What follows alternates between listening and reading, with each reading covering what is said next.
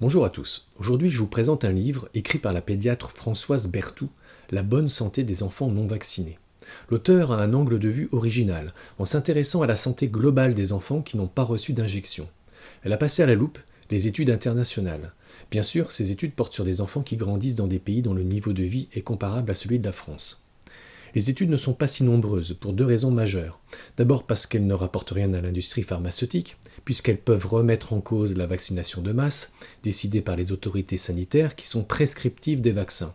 Et enfin parce que les enfants non vaccinés sont peu nombreux du fait que la plupart des parents vaccinent leurs enfants.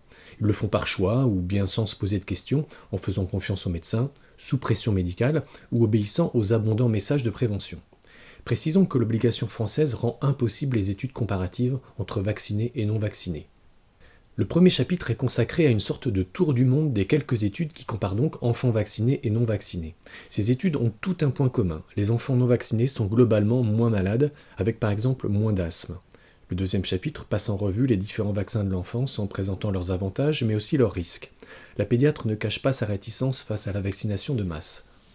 Dans le troisième et dernier chapitre, l'auteur nous livre plusieurs réflexions personnelles. Elle souligne l'importance de l'accompagnement du médecin, parle de sa propre pratique de médecin homéopathe. En annexe, on trouvera de nombreux liens vers d'autres livres, des associations, mais aussi la fameuse étude KIGS, qui mérite à elle seule une petite vidéo, la prochaine, tant elle est intéressante et témoigne de la bonne santé des enfants non vaccinés.